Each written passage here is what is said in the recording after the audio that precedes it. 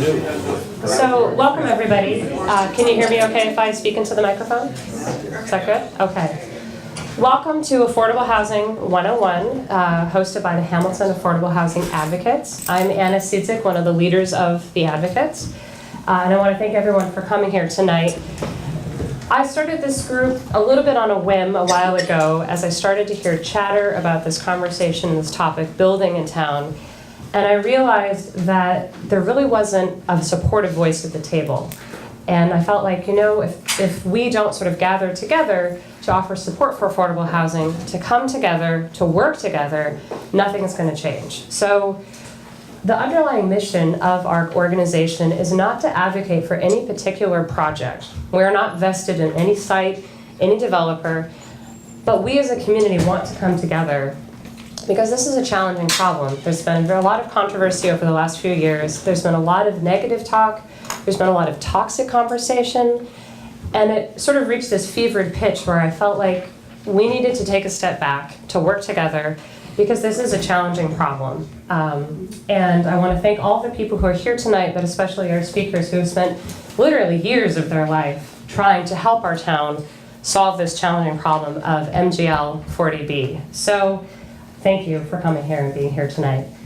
I want to talk a little bit about sort of a high-level thought that has come up in conversation and then a really practical thought. So the high-level thought is, why is affordable housing so difficult? What is it that's making people in our community so alarmed by this idea?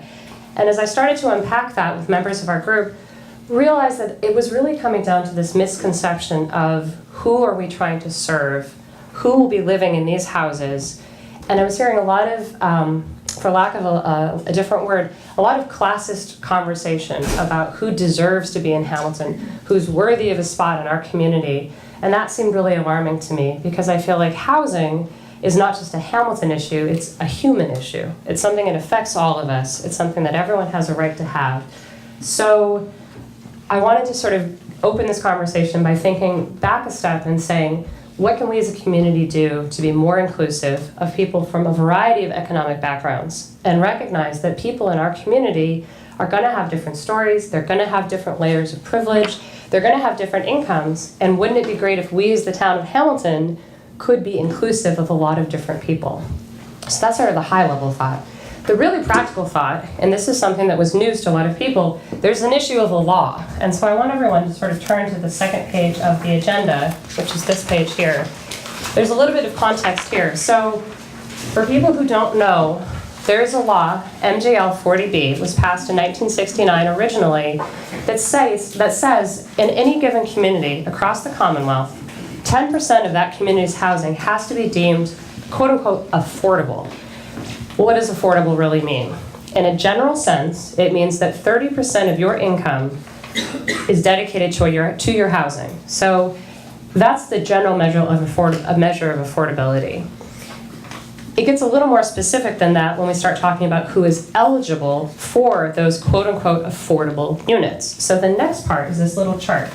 And these are the new AMI percentages. AMI stands for Area Median Income. It's a metric set forth by HUD every year, and it's particular to groups of municipalities. So these are federal numbers that come down, and we are part of a larger regional group. So I gave you just the examples here for this year's AMI, just to give you an example of the incomes we're talking about. So for a two-person household, the 100% AMI is $86,240. If you are a four-person household, it's $107,800. And I would like to think most people in this room would agree that over $100,000 is a pretty decent income for a family of four. It certainly is at my house. Then if you look at the percentages going down, we go to 80%, 60%, 30%, and 10%, just as an example. What those refer to are these target populations within the AMI that a particular developer might say, well, I want to do a development and I want half the units to be 60% and I want half the units to be 80%. And it all comes down to what the developer's goals are. It's not something the town sets, it's something that the developer sets. So on sort of a base level, we're talking about a pretty sizable amount of income for population. And these are numbers that would apply to lots of people in our community and outside our community. These are much higher incomes than a lot of people assume affordable housing targets. So I think that's a really important fact I wanted to get out into the public. The main issue at hand is that the state law compels each town to have 10% affordable housing. Hamilton is at 3%. And it's a low 3%, and I believe, if I'm not mistaken, it's 3% and falling, because there are some houses that are counting towards our quota that are actually about to fall off due to their deed restrictions. We can talk about that more in a minute. So it's a best 3% and falling, and we're supposed to be at 10%, which is much lower than even neighboring communities. Even Wenham, which is so very far away, is at 8%. So we're not just really low, we're exceptionally low, and something has to change. So then the big question is, and I've bolded this here, well, why does it matter that we're at 3%? Who cares? What's the risk of that? The problem is that when you're out of compliance, a developer could come in and say, you know what? You're out of compliance, you have no safe harbor, we're going to talk about that a little bit more, and they could build a development that has up to 200 units. They don't have to listen to what we say in the community, they don't have to listen to concerns about what it looks like, size, scope, height. Brian's going to talk more about the sort of bylaw exemptions, but they could come and build virtually whatever they would like, and the town and the Affordable Housing Trust have very little power to stop it. And I think most people would agree that's really not an outcome that anyone wants to see happen. So we're at this point of inflection where we need to increase our affordable housing stock to comply with the law, and also, I would maintain, because it's the right thing to do, to be an inclusive, diverse community. And I feel like the only way that we're going to get over these hurdles is to come to the table together with civility, with decorum, to recognize that everyone has a place here and really understand what Hamilton could be moving forward to the future. So that's sort of the origin of our group, why we're trying to do this, the way we're trying to do it. And I'm hopeful tonight provides a lot of good information for you about the real issues at hand and why we need to work together. So. Next on the agenda is going to be Fred Mills, who served for a long time on the Hamilton Affordable Housing Trust, and he's going to talk a little bit about the history and origins of affordable housing, the law, and some examples here in town that you may already be familiar with. I'll do that. Hello, I am not on the Affordable Housing Trust. I did help establish it. I served on it for as long as it existed until my term expired, and prior to that I worked on a committee that was focused at identifying and establishing affordable housing throughout the town. So that committee created the Affordable Housing Trust, and the Affordable Housing Trust kind of replaced the committee there. So a total of about 17 years of banging my head against the wall for affordable housing in Hamilton. My own history is that I live in what I would describe to be an affordable house in Hamilton. I moved to Hamilton, I know I'm one of the new guys, I've only been here for 36 years.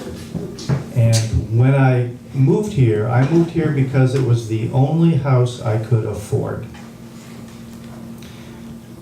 I didn't do a home inspection when I bought my house because I didn't need to hire someone to pay me that it was falling down. But in any event, I was able to move here, and as a member of this community, I was able to raise 2 beautiful children who were productive in the school system, worked in town, delivered papers.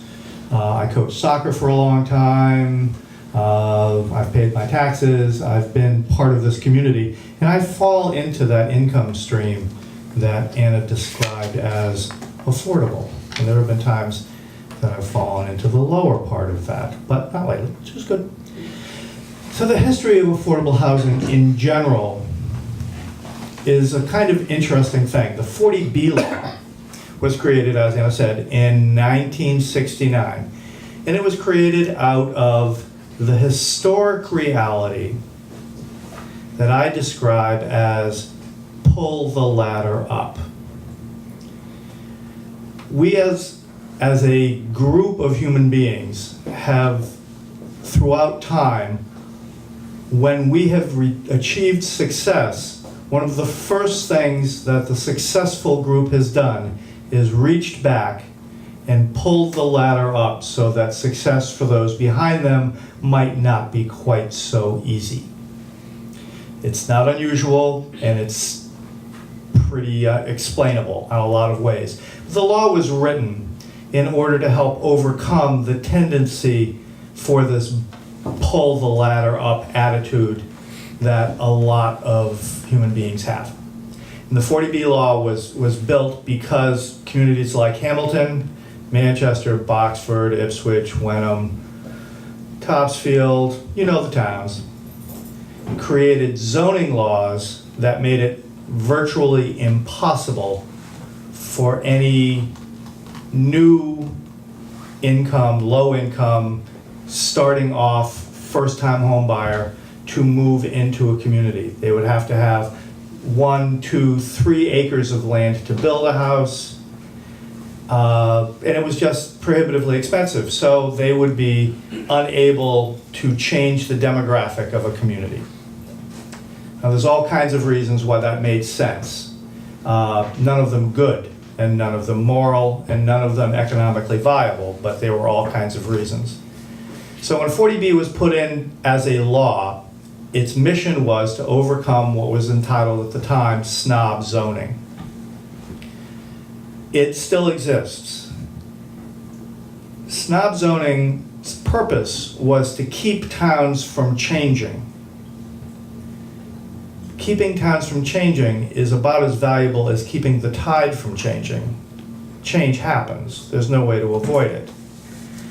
So, in order for communities to be placed in a position where they could not be exclusive, the state created a carrot and stick piece of legislation, 40B, so that towns were incentivized to allow a diverse, economically varied community to develop. That was marginally successful. I personally think that it was a good effort, that there are some flaws in it, just basic fundamental flaws.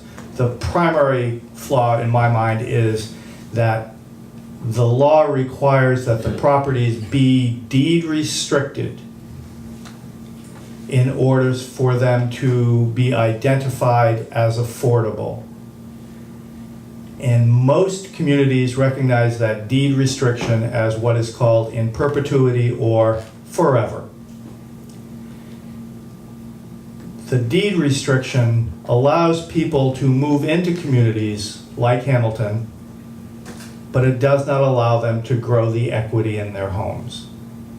And the law as it's written does not address the inability for people who buy deed restricted properties to grow value just to move into communities. So there are flaws in the legislation, and those flaws are often used to target why it should not be recognized as a viable piece of legislation. But the fact is, it's here, it's something that's real, and we should pay attention to it.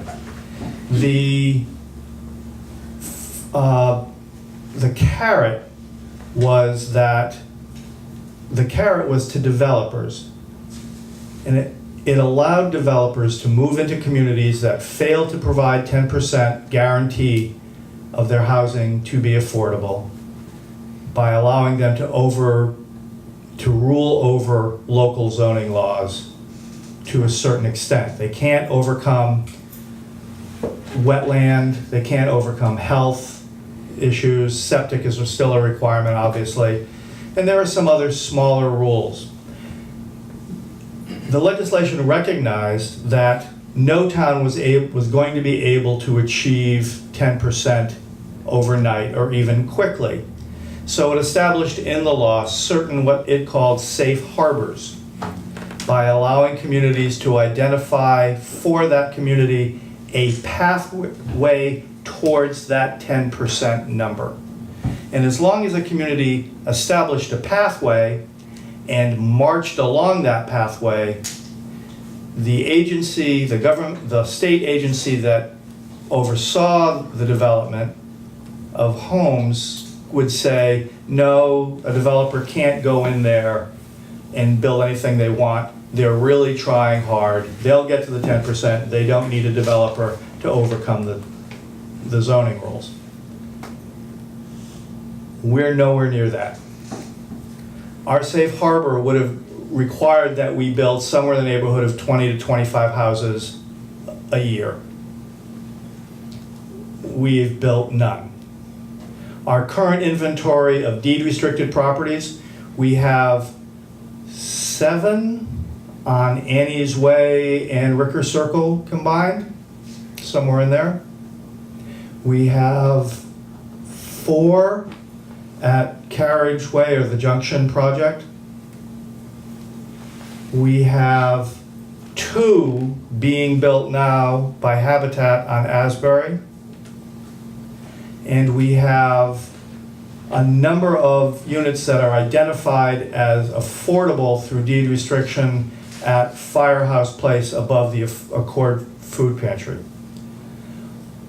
What also counts as affordable in our town are all of our senior housing units on Railroad and at Lamson, that property, as well as any identified, legally zoned, allowable rental properties, which means that if you're living in your house and you've decided to rent your house to a Gordon student, it doesn't count.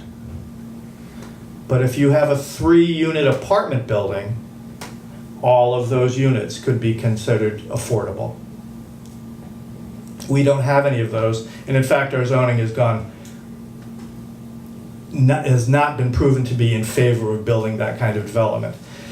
So the reason Anna said that our numbers are dwindling are that the affordable units that were built on Annie's Way and Ricker Circle were not deed restricted in perpetuity.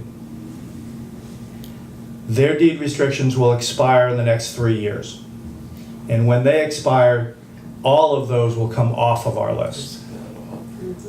So we will go from 3% to about 2.2, 2.3. That's just a number. We have been protected from developers moving into our town to build large developments, not because of a safe harbor, but simply because of economic realities that existed over the last 15 years. Those economic realities can't be counted on to prevent development from happening. They just can't be. So in order for us to manage the development that we would choose in our community, the best way for us to do that would be, of course, to follow the plan, build our affordable units, and try to achieve some number close.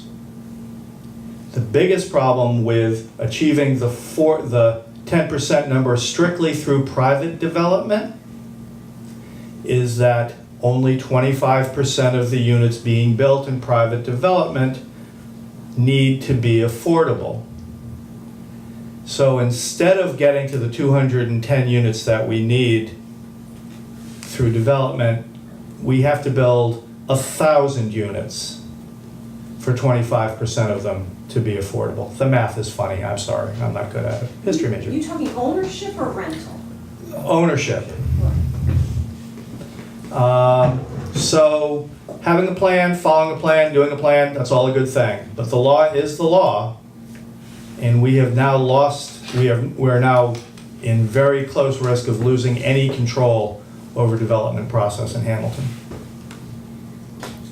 To be specific, Longmeadow Way could as easily be a 600-unit Avalon project as it could be an 80-unit Harbor Light project. I'm not sure which we'd prefer. It's not 80. Oh, whatever it is. We should talk more about that. But anyway, that's questions about what I've said so far, other than the math? Let's do questions at the end. Okay. I'm gonna go, where do I go next? So I'll go back to Anna.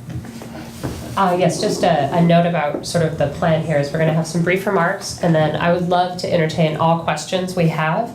because we are filming it for the public access, so other people who can't be here can watch it later. Towards the end, I'm going to try to repeat all the questions so everyone can hear them and so they can be recorded. So that's why I want to control the questions till the end, so that future viewers could get the full benefit from it. So, thank you. Next, we're going to hear from Mark, who's going to talk about our own Hamilton Affordable Housing Trust. Okay, and I think this is on. There we go.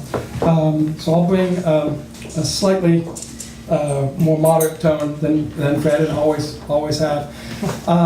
He has. So in 2002, we had a master plan. There were about 80 citizens that sort of sat through a 1.5 year process to revise our master plan. The previous master plan had been 1965, so it was well overdue. What happened out of that were a whole bunch of recommended bylaws that the town achieve, and in the course of that process, the consultant articulated to us that we had been protected from 40Bs because of the economics. It was easier for people to build for sale single-family homes than to try to go through the whole process of a 40B, so it was just a faster process. So we were pretty fortunate. She had helped us with the economics of some of the larger landowners and sort of pointed out how when they roll, we don't allow a lot of subdivisions, and maybe the 40B is a larger threat than we were willing to accept. So in the course of that 1.5, 2 year process, we came out a whole bunch, much higher up on what educated on affordable housing. Coming out of that, the selectmen took the housing partnership, which Fred served on, and turned it into the Affordable Housing Trust. What had been articulated also during that process is that you have to control your destiny. If you're just going to just rely on bylaws, there's not a lot of incentive you can do, because the developers will just do what they want with the 40B. So if you want to control your destiny, maybe you need to take a little bit more initiative than could be happened with just a normal commission. So we actually created a trust that had the rights to own property and sell property and borrow. Now, of course, we had no money from the town to do any of that, but had the authority. So the trust became a somewhat different entity, and it had a structure, and there's some awkward things to it.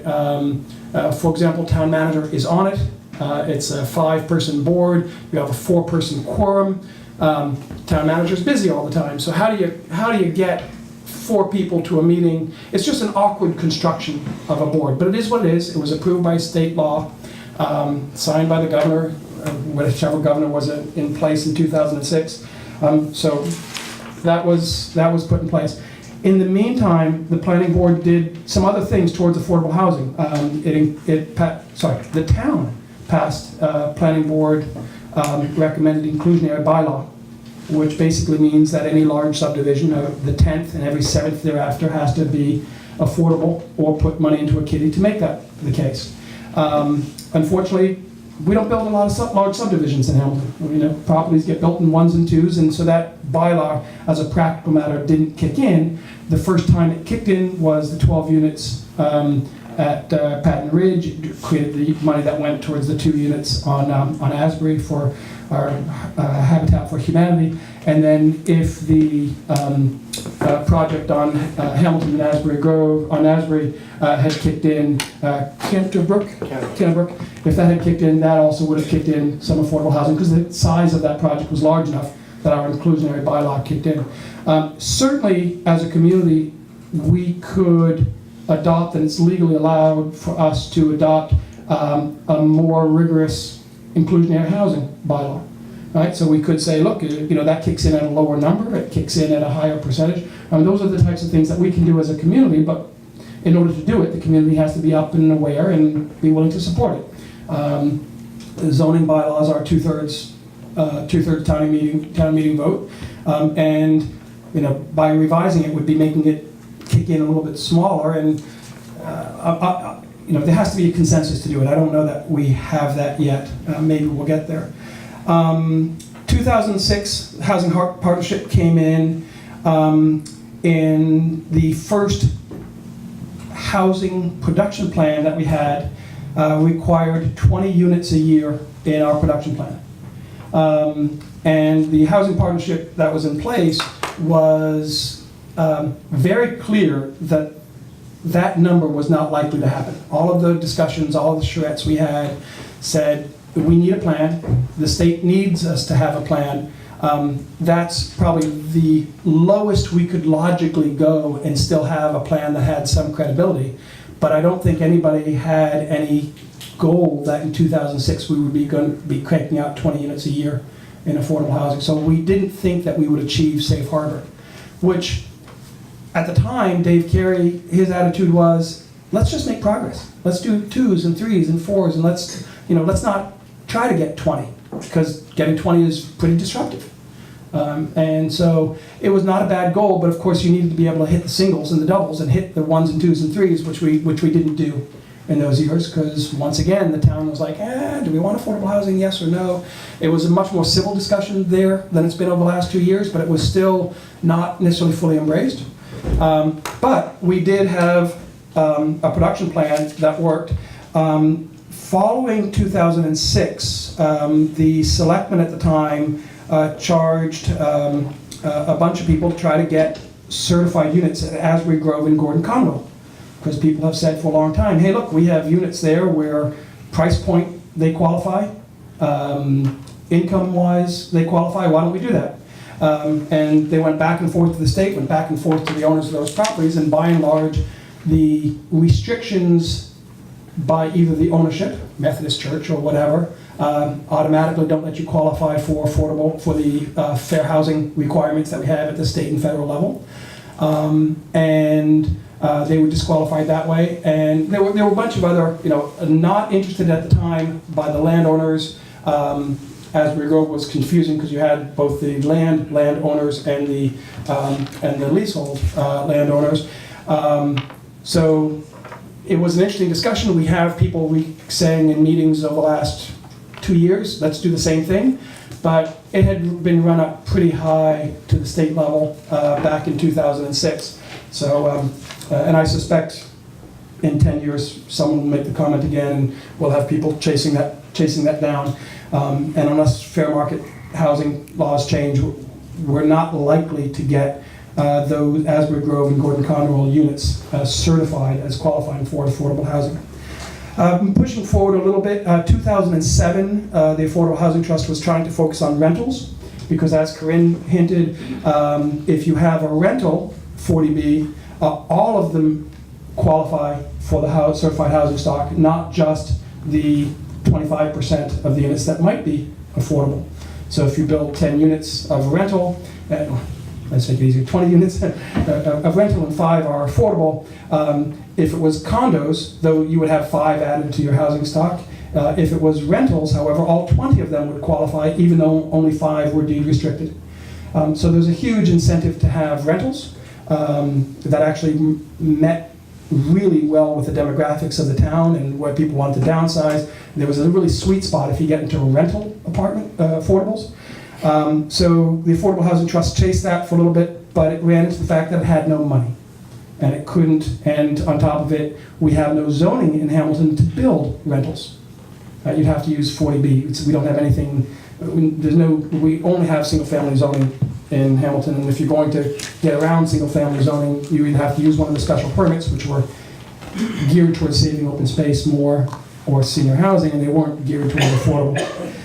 Rolling forward, 2008, there was a lot of discussion about maybe buying the Hansbury lumberyard, hardware store, and what's now the Dodge Tree and the land behind it. And at the time, the Affordable Housing Trust had no money again, and more to the point, Hansbury was just asking an outrageous amount of money for that land, and about 6 months of discussions went nowhere because Phil Hansbury just was asking too much, and Affordable Housing Trust had no money. At that point, even the, I'll move on. 2008 was also interesting in that we considered 40R. 40R is a little bit different than 40B. It allows larger units it's really designed for renovating mills renovating large buildings, reusing, industrial reuse. Really clever. If we were Milltown, it would be a great way to have apartments from industrial. And the state threw some money in and said, hey, we'll give you some money for the kids that'll presumably create into the system. But it also had little things like anything in a 40R zone was by right. Your planning board didn't even have the right to regulate it in any meaningful way. So someone could just basically do what they wanted to, up to 8 units per acre, as long as the septic allowed it, and in some cases even 20 units per acre. It also had a really nasty provision where anybody who wanted to appeal it had to post a bond for the profits of the project for the developer. So if you wanted to appeal it, go up, be your guest, but if the developer was looking to get a couple $1 million of profit out of it, you had to post a bond through that appeal process. I'm simplifying this a little bit, but really there was a massive provision in 40R that basically prevents people from appealing projects. So for a bunch of reasons, the town said, 40R might be interesting, maybe it would work at Hansberry's, but let's not do that, because we don't want to necessarily do that to the... 2009 discussions were about smart growth. 2010, Carriage House Junction came back again. Along the way, we revised the production plan to something more realistic, down to 14 from 20. Basically, the original housing production plan expired. Took a couple of years of sitting with the expired one on the shelf. At that point, we had a town manager who was able to say, I'll just assign staff, and town resources to go ahead and do it. So, thank you. And pretty soon we had another production plan. It was a smaller number, but still we didn't produce anything. We got to the end of 2013. Along the way, but we actually considered in 2016 the Peary property. That would have had about 1.5 years worth of affordable units in it. That didn't go so well from the affordable housing perspective anyway. So taking control and taking control of your destiny and developing things yourself was not a theme that came out of the Peary discussion. It was almost, the town was kind of slapped and said, don't take control, so to let yourself be a little bit more exposed to the market risk. So I think that's a worthy discussion that we need to revisit, because I think we do need to take control of our own discussion, our own destiny, and we perhaps took the wrong lesson out of that period. Lo and behold, that brings us forward to about 2 years ago, where Andrew came up and said, hey, would you consider a small development, which became maybe something larger at Longmeadow?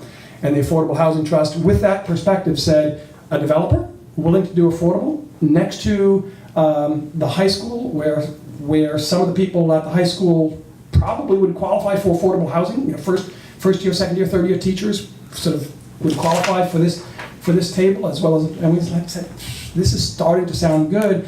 We didn't have enough details. We didn't know the property in the back, but so we started that discussion very quickly. Town meeting sort of said, oh, let's go sideways on this. Let's start a process that the selectmen championed, where we considered maybe not having projects as large as might have been necessary to make the whole project work.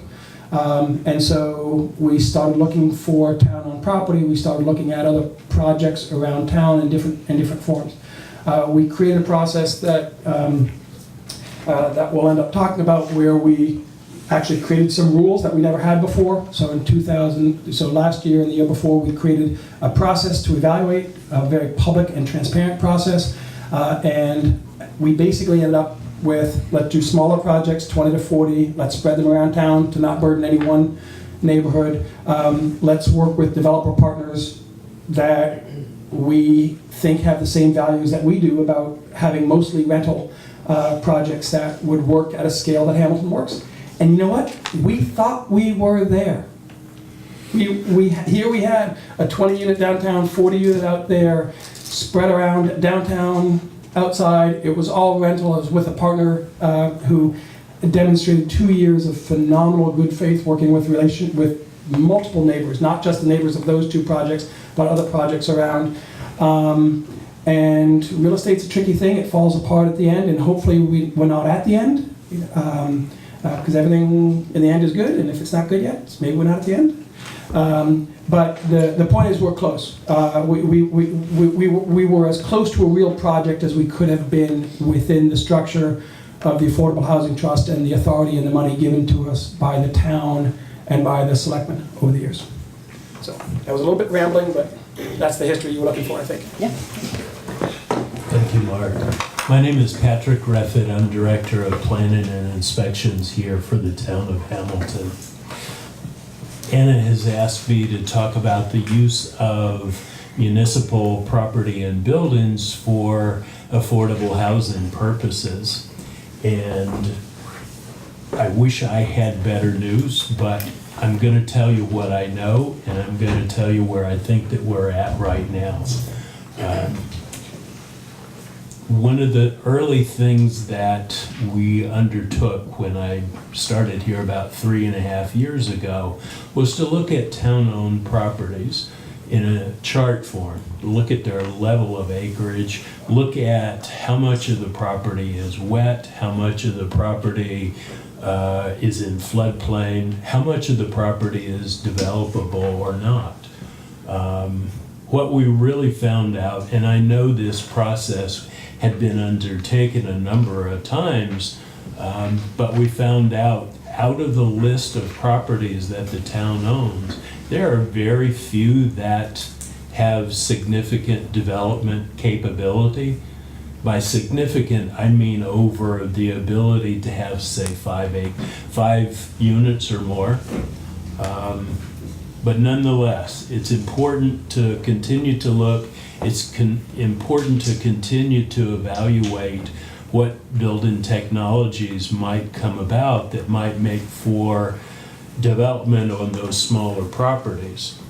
I can tell you right now, one of the things that is important to undertake as you look at municipal buildings, okay, it's pretty practical thinking.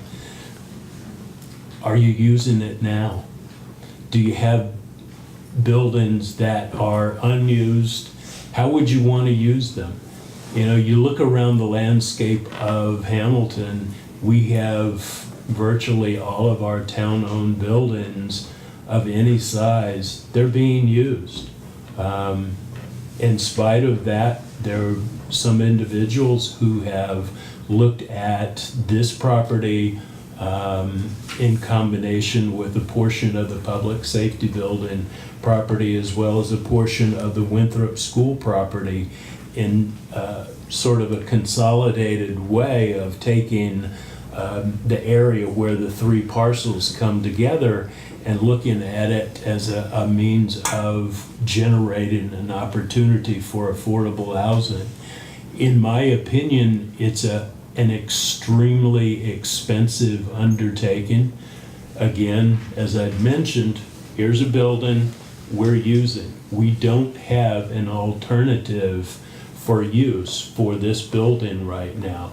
The same way we don't have an alternative for other parking for the Winthrop School should we be using it in tandem with what would go here. At the same time, as we looked at the combination of the properties, we also found out that much of the public safety building's actual land is used for a drainage facility that helps that property to drain, to help it address its septic needs as well. So, this is one of the opportunities that people really wanted us to look at. We did it.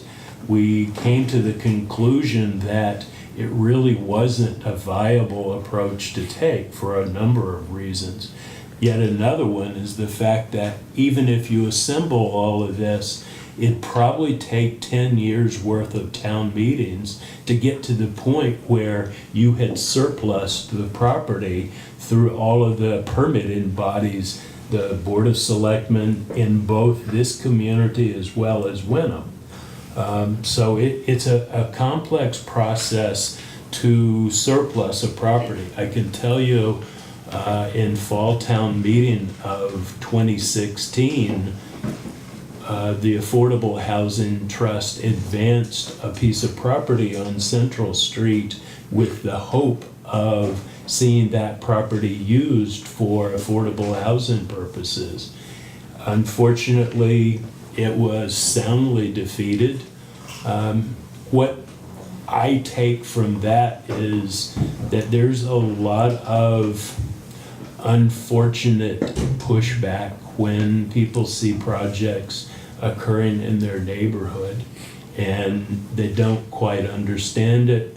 And sometimes I think that maybe we propel projects too quickly before people really understand them. And I think that may have been the case in that instance.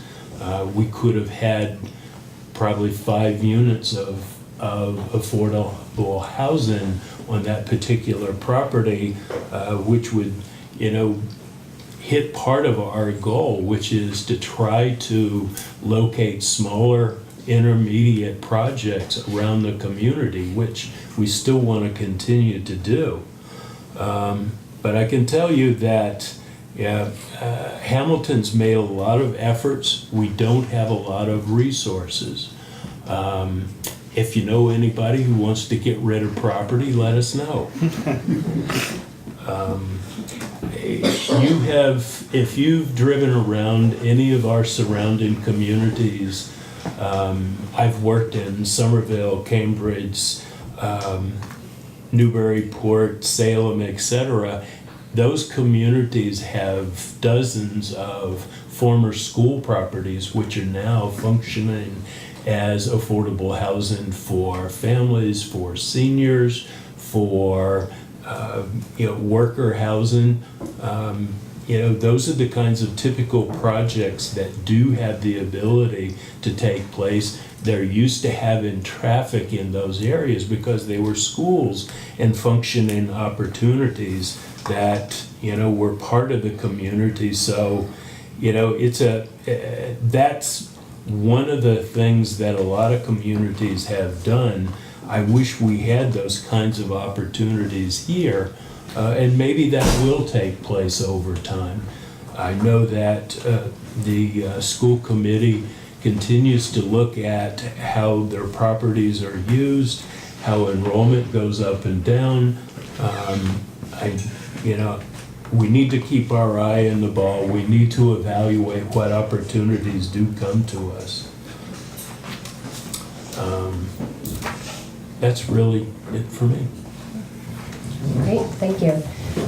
Mary Beth Lawton was going to be here tonight, but she wasn't able to attend, so I don't know if any of the panelists here want to address some of the difficulties of reuse. Patrick has hit on quite a bit of it here. Does anyone have anything else they want to add about reusing existing structures? Just, Make sure you pass them up. yeah, so just quickly,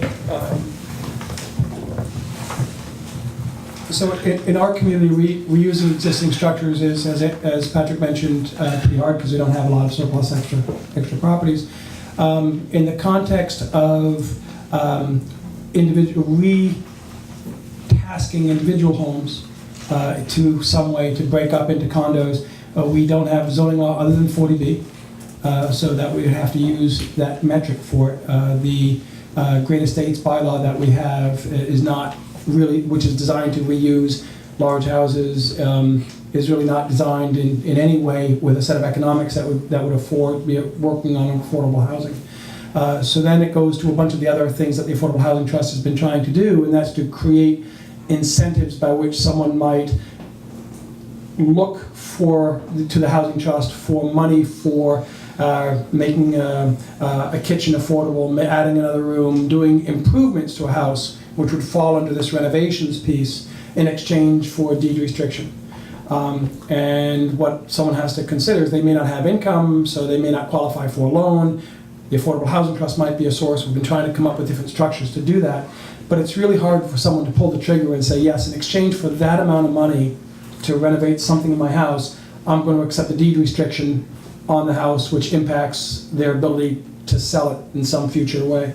And it's just a very large burden. People logically ask us to do it all the time, but as a practical matter, it's really hard for people to put that deed restriction on their home in exchange for a check of X. whatever it is, to renovate or to hit their current needs. So it's, there's some practical limits to that angle.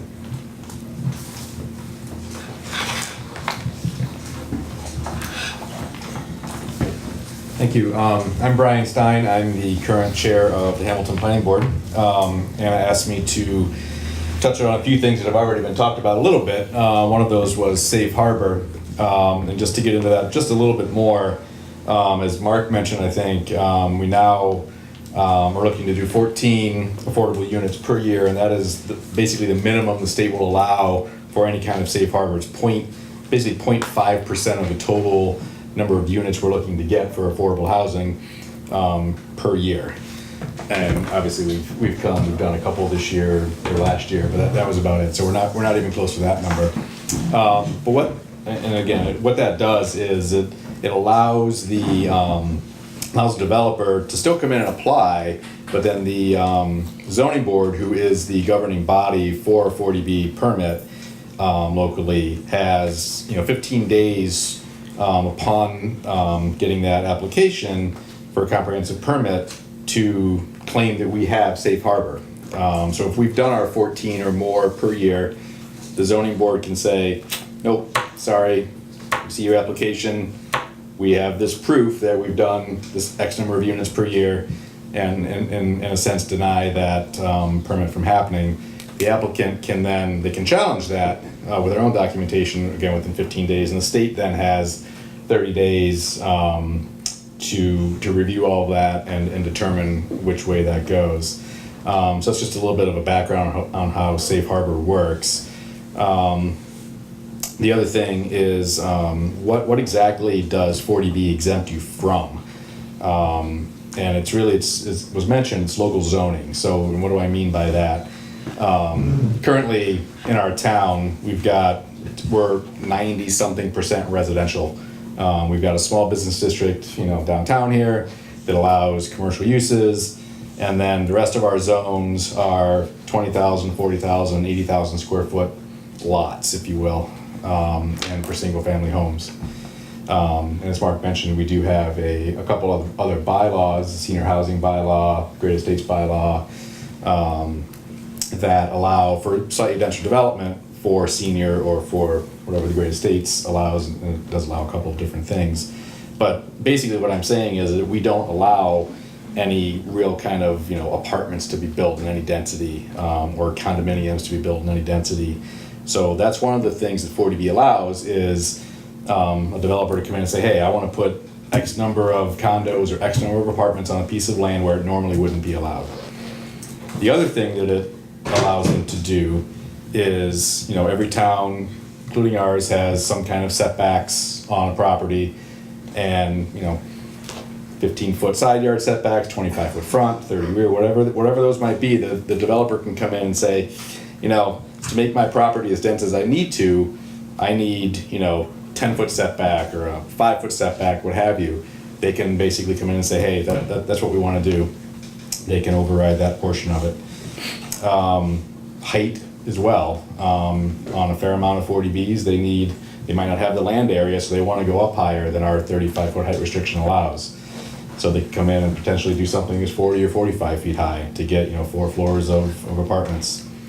Again, the density on the site by pushing these boundaries and pushing the height, they can obviously get more units on the site. So it's just any governing way we have of restricting development, most of them they can override those through 40B. They can also override, to an extent, some of the drainage requirements that are typically governed by the state and local boards. The couple things that they can't override is the Wetlands Protection Act and Title V, which Fred mentioned earlier, which is septic. So they would still, if a project has wetlands on the property and the project is within 100 feet, is within those wetlands by 100 feet or less, they still have to go to the Conservation Commission for approval, and they also need a standard approval on Title V for their septic or wastewater treatment or what have you. So the typical the typical process for a 40B application, again, goes to the Zoning Board of Appeals. Within 30 days of an application, the zoning board has to hold a public hearing, and they also notify all of the other applicable boards in town, planning board, obviously Concom, Board of Health, and others, selectmen, and request their recommendations if they have any. Typically, that process, I believe they have 4 months or so to complete. ZBA can approve the application as submitted. They can suggest changes, or they can deny the project. Many times, the ZBA is obviously going to suggest changes and conditions on that project. The developer can then kind of weigh those changes and determine if those conditions that are set forth, that they want to set forth, are uneconomic. So, you know, I've been to a couple in other towns where the zoning board says, hey, you know, you've got some houses over here, let's put in a fair amount of screening and so forth, plantings, what have you. Many times the developer's willing to do that because it's fairly low cost. Many times it's, hey, let's reduce the number of units by whatever percent. And many times the developer's like, hey, no, I can't do that because it's uneconomic for me. So there's all kinds of different conditions that can go back and forth depending on the project. But that's essentially what the zoning board is there to do. So again, if there's wetlands, it needs to go to conservation, and they will do their standard procedure like they would on any project within the 100-foot buffer zone. The other thing that I know has come up on projects here, or it's been talked about here, is traffic. Again, a large project might generate enough traffic that it potentially is unfeasible for a certain road to handle that much traffic. That's one area where the state can get involved potentially, and that is one of the appealable aspects of a project that could potentially, knock that project off essentially, or deny that project. The other topic that Anna wanted me to discuss was what is a friendly versus an unfriendly 40B. I know Fred and Mark talked a little bit about it in a sense, and it's kind of obvious, but a friendly 40B is when a developer, one of the three that we have, the town is working with, or wants to work with, like Mark discussed, it wants to come in and work with the town and work together to get a project that everybody can be happy with, that meets maybe the rental aspect that Mark talked about, whatever aspect the town wants. That developer will work with them to get something that's amenable to as many people as possible. Unfriendly 40B is, the developer might come in, not even talk to the town, file with the state, and file their letter with the state, and start the process immediately with the zoning board as soon as they get their approval from the state, and just start that way. No discussion from the town. It goes right to the zoning board, and then again, you've got your 3 or 4 month process with the zoning board. And again, I believe Mark touched on it, was a lot of times those developments are solely 25% affordable, that's their minimum, and then the rest are market rate. Again, if it's an all rental situation, that's one thing, but if it's a for sale development, only 25% of those units have to be affordable. So that's, in a nutshell, kind of what we would consider an unfriendly 40B. And again, our town has chosen to identify 3 potential developers that, are willing to work with this town, to not just come in and do whatever they want, but just, to talk with everyone else to determine what the town wants as well. So, essentially it. Can I just, Sure. one quick clarification, and I do this every time, so I apologize. There is nothing codified in general law 40B that identifies a friendly or an unfriendly. There is only 40B. What makes them friendly is the relationship of the developer with the community, and the percentage of those properties that will be attributed to affordable units. What makes them unfriendly is, again, the relationship with the developer or their lack of relationship with the community and their willingness to come in without conversation at all. So when we talk about friendly, we're not talking about something that we all agree on and everybody who's going to sing Kumbaya at the end of the day. It is simply a relationship that has worked well for the community at large, possibly not so much for the abutters, but at large, in order to achieve some goals. Great, thank you very much. So we're actually right on time, which is really miraculous.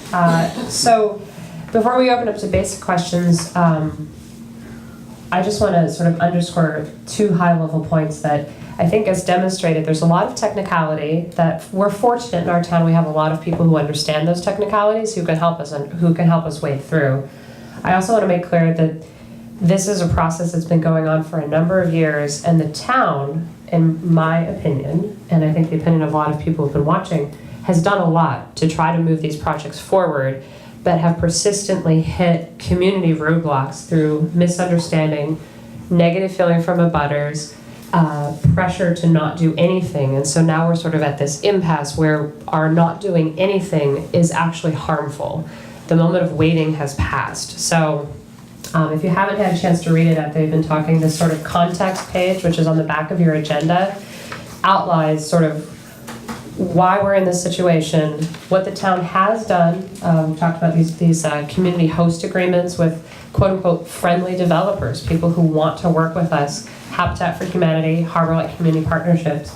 But we're sort of at this impasse where we need to do more, and we need to do it together. And I would argue we need to do it quickly. So with that, I would love to have questions from the audience. This is your moment to ask any question of this assembled brain trust you might have. No question is too basic. And I will say this humbly about myself. I am not a land use expert. I am not an architect. I know nothing really about septic systems, not a developer. And there's a lot of information to learn. So I've come upon this very quickly, but I will agree it's technical. So don't feel embarrassed. There's no question too simple. Everyone sort of starts someplace in the beginning. So if you have a question, shout it out as best of your ability. I'll repeat it for the microphone. Anna, for whomever, why was the old high school on Union Street not used for a 40R? Was it considered at all? Was it an unusable building? Should we answer it like? The current joint library building? Right. Well, the old building was torn down. It was competitive. So first of all, Hamilton and Wenham combined should be very, very proud to be the first joint community library project in the state. And there was a lot of community support over a joint library. And as you can imagine, building a joint library with Wenham was a lot easier than building affordable housing. So I'm pretty sure that drove that conversation. We needed a larger library. Wenham desperately needed a larger library. Yeah, I get all that. I just that was at the time perceived to be the highest and best use of that land, I think. And just to be clear, we're talking about the current Hamilton Wenham Library. There was a big high school there. It's a junior high. Junior high school. I'm sorry, I forget. I'm going to add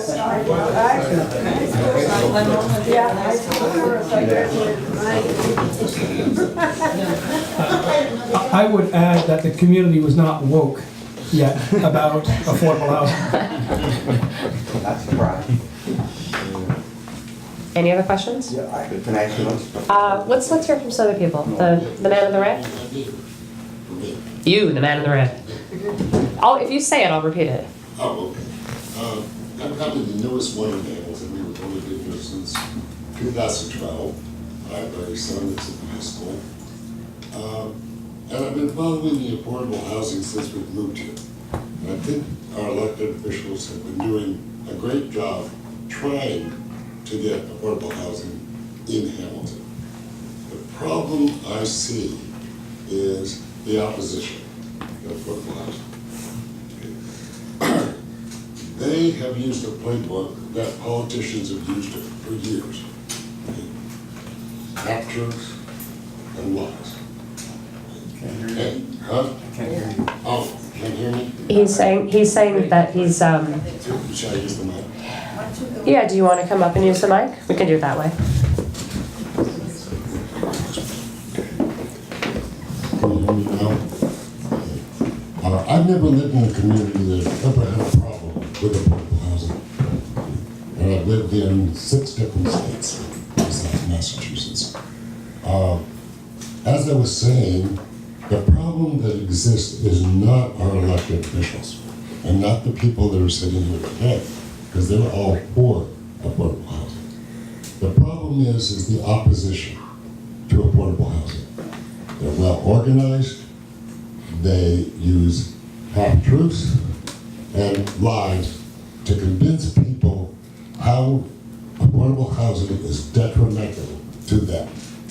On the other side, we don't have a strong enough committees over the last 3 years that I've been following this to educate the residents. If you go to the town meeting, you get 400 people out of the town attending. All it takes is 150, 160 people to vote anything down. And that's where the problem. Okay? Until this community is able to unite, and instead of the 300 people, 700 people show up, where 400 or 300 are in favor of affordable housing, this subject is going to go on and on and on. It's been going on since long before I came here, 2002? Okay. The new era. Yeah, well, it's not a new era. It continues into 2025. So unless, one of the things that I feel they use is fear. And it's a very powerful tool. They talk about lack of diversity. They don't want diversity. They talk about the school system. How these kids are going to go to our school. They forget to tell you that the school's in a declining enrollment, which means that we will be paying more taxes as the school budget keeps going up. So unless people band together and stand together and educate the residents as to the pros of having affordable housing, this subject is going to be talked about long into the future. Thank you. Can I frame that up into a positive question for those of you who weathered some storms? Thank you. Thank you. But I was positive. I don't disagree. But I will ask this question as also a newcomer and as someone who I agree philosophically with everything you said. My question is this: having faced some public pressure, Patrick, you talked about the Central Street opportunities sort of coming and going. There's the Peary project. I do not want to rehash those tonight. There's not enough time, and I don't know that it's relevant because I agree with you. This is about the future. So from your perspective, what can the community do to support the towns and the boards who are trying to do the right thing and move this project forward? What does the community really have to do to come together to try to shift this balance? Because clearly nothing has changed and we're still in the same predicament. I would love to know what the community can do to make it better.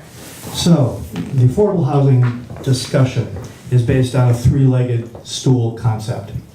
There is the where, there's the how, which is the funding, and there's the why.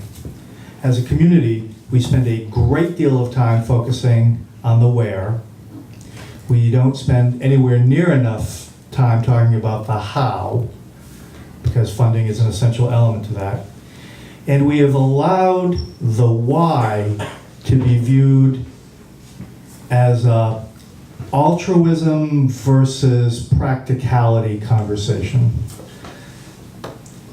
The reason for affordable housing, it would be lovely to do a whiteboard display and ask everyone what they think why we should have affordable housing. And I'm willing to bet that a large number of you believe that affordable housing is a good altruistic goal.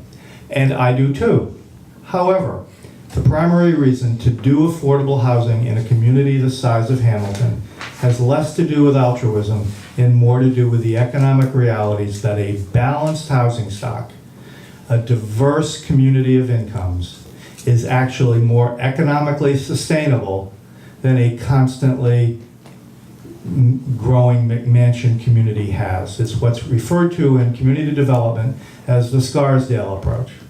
It's a lovely little village outside of New York City that is, taxes are out of control and they only have expensive houses.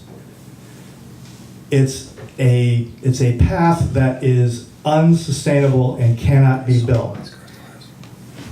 You're from there.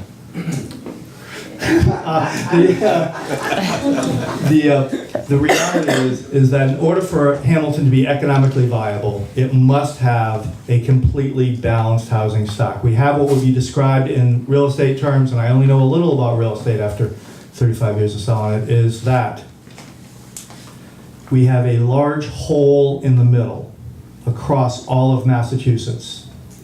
We have expensive houses, and we have an urban poor population, and we have no place for the urban poor population to move to, and we have no ability to support our economic needs with just expensive houses. The best example I can give, and I don't care how you think, whether or not you think Google's second headquarters, is it Amazon's second headquarters, should be in Boston or not. The only reason it won't come to Boston is that the entire area has an inadequate housing supply. And one of the challenges we have in terms of housing stock is that we tend to view this problem parochially and in community by community, when in fact, it is a statewide crisis. If I may add Kind of gentle. no, not a kind of a different perspective. So not having enough affordable housing affects us in a couple of ways. It means that our seniors cannot downsize and stay in our community. If they want to sell the house and realize the equity, they can't rent here locally because we don't have any housing stock that allows them to move in the apartments that they don't necessarily want to take all the equity and put it into a brand new, really, really expensive apartment. So, it affects our seniors. And Scott and I went to the Undersecretary of Department of Housing 2 years ago now and said, we have unique affordable housing. We have a senior affordable housing piece.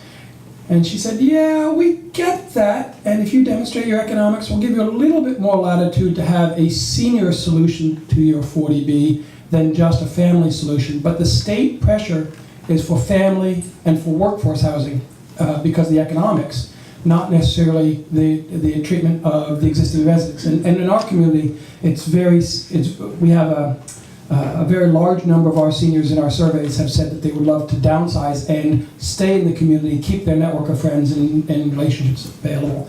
So affordable housing for that piece is there. Right next door, if we ever had to pay fair market value for our fire services, our tax rate would go through the roof. We are a call-based fire service. We need to have people in town who are willing to leave their jobs, leave their family, and spend 2 days on a fire helping put out our fires and our whatever. But we can't have we have no housing stock for our entry teachers, our entry firemen, our entry police, our entry DPW. We don't have the housing stock. If your kids wanted to move back to town and they absolutely wonderful were social workers, more power to them, but they can't afford to live here. So it also, so your own family dynamics are mucked up by not having affordable housing. So your family and your neighborhood people can't migrate. So it forces people to migrate away. It forces our seniors to leave and go to Florida, go to Arizona, go somewhere else other than here. Maybe as far as Danvers, but not here. Or it forces our kids to never even consider moving back to the North Shore because as beautiful as the place is, they can't afford to get anywhere near it. So affordable housing is about us. It's not about other visions of, someone might have brought in references to urban areas and other communities and said, oh no, that would be like bringing it here. No, affordable housing in Hamilton is for us, and it's for our community. And there will be a blend of everybody, but guess what? We all moved to town from somewhere, and we all started somewhere. So even someone who's moving in who you don't know is still going to be a phenomenal asset to the community in 5, 6 years, 10 years, maybe even the first 6 months they step in the property, in the town. So the reason for affordable housing, we need to articulate to our community that affordable housing is for us, and it's for a good positive reason, and we need to embrace it for the sake of our community. The woman in the black, had your hand up front. I was just going to say that that's totally what I wanted to say, Mark. And that's what I think the message is that we need to get out. There are things that happen to people all the time, our friends, our neighbors. Like my neighborhood. Do you want to come up and use the mic? No, that's okay. Okay. My neighborhood has become like a neighborhood of. Can I ask that we have people actually use the microphone because this is being recorded. Rachel, we can't rebroadcast, they'll be able to hear your comments. Right, that's why I asked. I'm sorry. Otherwise, you have to have me paraphrase, which Okay. may not go the way you want. I'm not sure I want to say this on television. Right now. What I was going to say is that my neighborhood, for example, I feel like it's becoming a neighborhood of divorced moms and their kids. And I'm wondering, how do these families that have, broken apart like this, how did they afford these $400,000, $500,000 houses for the kids, so they can keep them here? And it's situations like that, the elderly, the teachers. Our teachers don't live in our town. They may have their kids go to our schools sometimes. And we can all think of examples of teachers that have their kids go to Hamilton, that they live in Beverly or Haverhill or someplace else. They can't live here. So all these examples of families that have bad things happen to them, that we know they're our neighbors, or that are trying to come in and help our community by being teachers or whatever. They need a place. It's not just that it's going to be all these outsiders that we, don't want anything to do with, which is what people think. I've heard this. These outsiders from Dorchester or whatever they say, bad stuff. It's people within our own community that we're often going to be helping, and that's why I think it's really important that we do something about it. What's your neighborhood? I live on Knowlton Street. I would just add on to that too. Part of one of the things that's come up in our group's conversation, the housing advocates, is the idea that in no way does anyone really think it's permissible to equate how much money someone makes with their contribution to the community. So Mark, you were talking about people who are assets to the community. I feel like how much money someone makes doesn't have anything to do with their contributions or their morality or their right to exist here in our community. And I feel like that's a really important point that sometimes gets lost in this conversation as well. So, Jenny, right? Is the cord long enough? I don't know.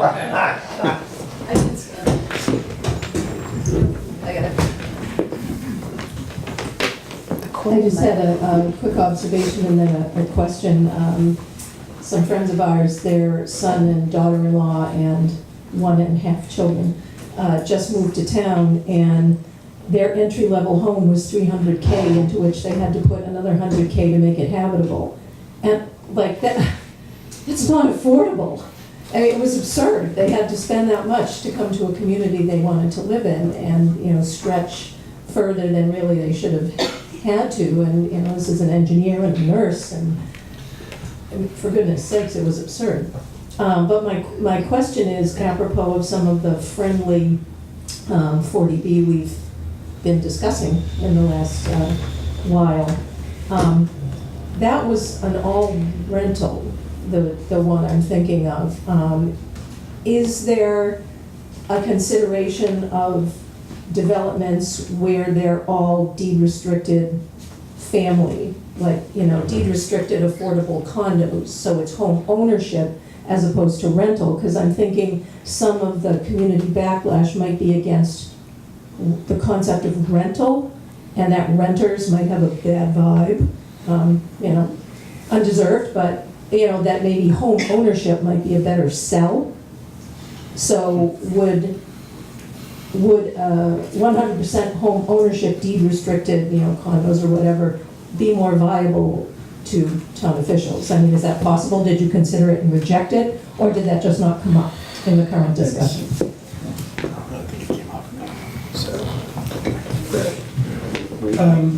Market forces left to their own cannot build apartments because we don't have zoning. So it has to be affordable.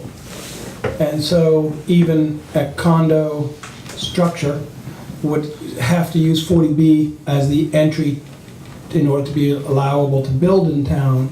And 40B, you certainly around the state do have developers that build condos, sell 75% of them as market and 25% of them as condo. That's actually as a rental, no, I'm sorry, as for sale affordable. That model is probably the more typical 40B model around the state.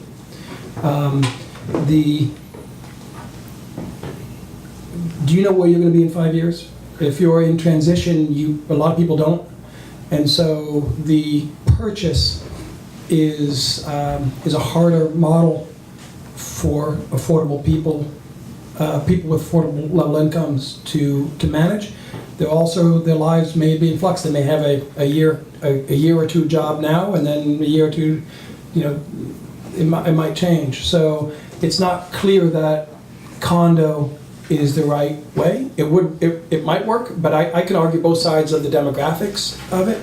And I think the developers will build the 40B condo if we just got out of the way. So if we do nothing, we'll get that model. But I was saying theoretically, could a friendly, you know, developer with a host community relationship consider a 100% affordable versus a 75-25? Like, is it even theoretically possible? Are you talking about like maybe this is what was going on at Annie's Rain and Ricker Circle years ago, where you have like standalone houses that are 100% affordable, deed restricted? Whatever the format of the dwelling units is the current conversation about building affordable units, it seems all skewed toward rental. Is home ownership considered viable anymore?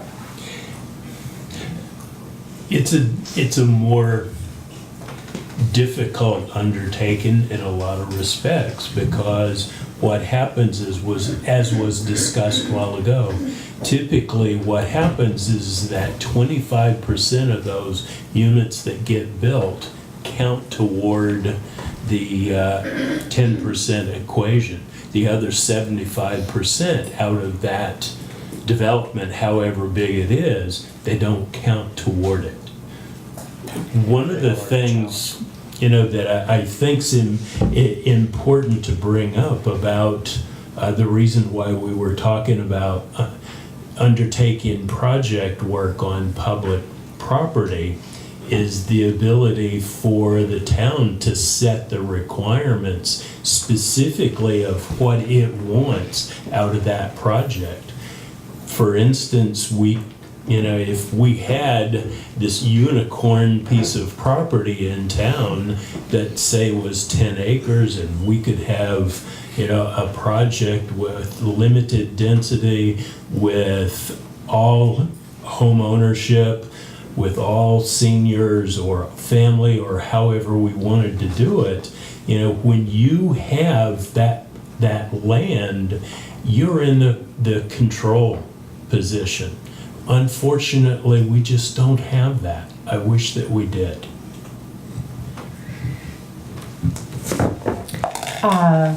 Dick, right? Do you want to come up and speak? Sure.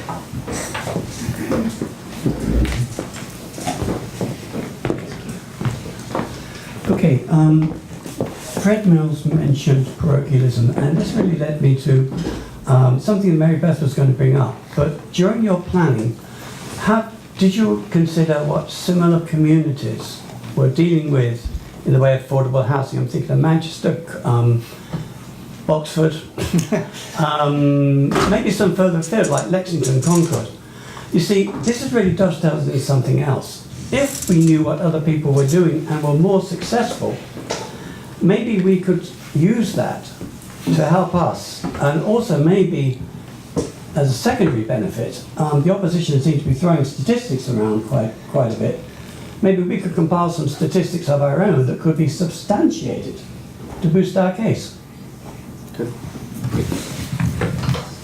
So comparing us to other communities, I would love to compare us to Manchester and Boxford because we might be doing a little better than those two towns. However,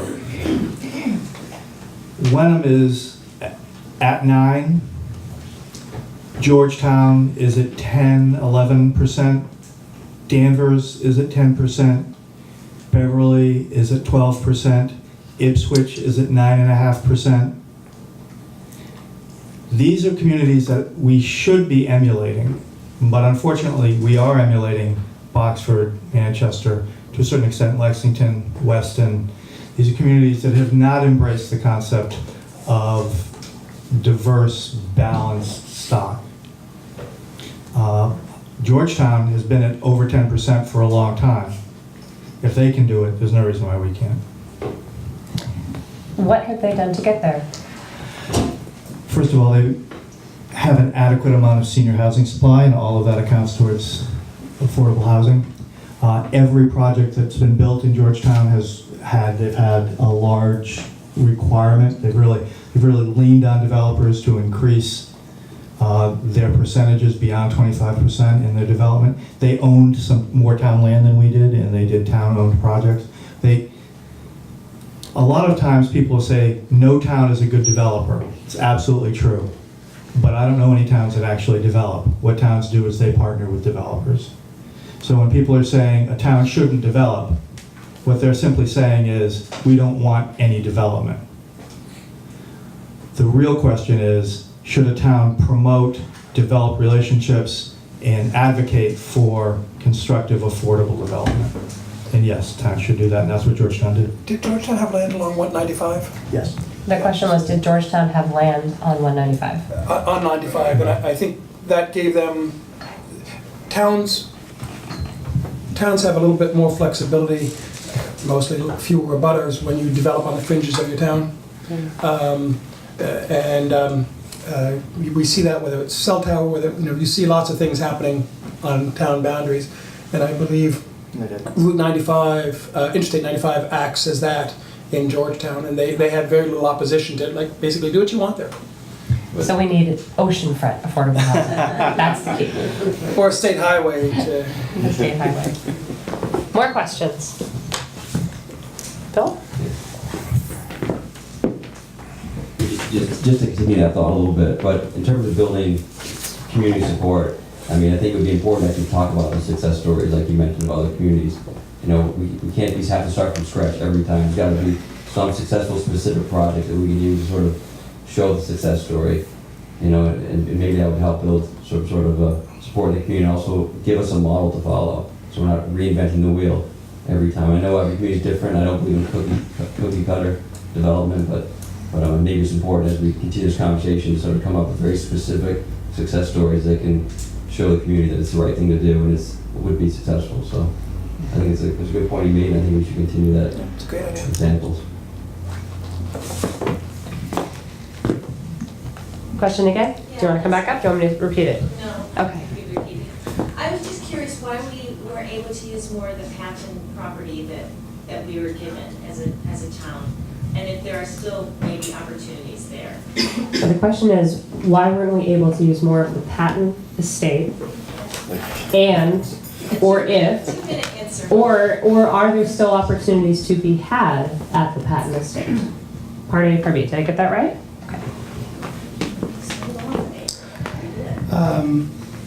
So the Patton property is unique across the entire country. It was the home of two famous generals. It was the home of Joanne Patton, who the more we look into her history, the more she's just been leading community service across the entire country. I mean, her contribution to what people should do to a community is as yet underreported. It is a massive, beautiful asset, and the selectmen and the community voted to accept it and find a way to make it work as the community asset. The Patton Homestead Board, full disclosure, I'm on the board, is trying to make it work as a community and cultural facility, a place where community meetings can be held, as a meeting place. It obviously has beautiful pastoral lands to walk. We're trying to make it very accessible. And of course, we're trying to make it available for service and veterans. So it has 4 different missions. I didn't speak to them very articulately, but the current proposal in front of the selectmen and the direction that we're finally able to go is to make that work. And we're close, and we're getting farther along. The idea of saying, and as we looked at different uses were disqualifying for others. For example, a bed and breakfast. We have, imagine a bed and breakfast upstairs.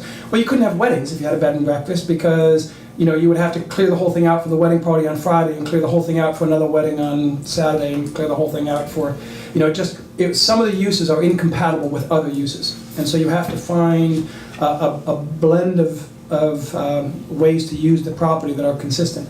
And turning it into affordable housing doesn't advance the historic preservation, doesn't, it might be veterans related, so it could, but not necessarily be a tick box in that direction. But it doesn't help advance all the other ways that we're looking to use the property for the benefit of the community. So, nothing says never, but at the moment, we finally got the selectmen to embrace the recommendation to use it in a certain way, and we're working in that direction. Mark, you missed it. 4 acres was sold off, diversify the housing stock. Yeah. Mr. Nathan, Mark. That one I know.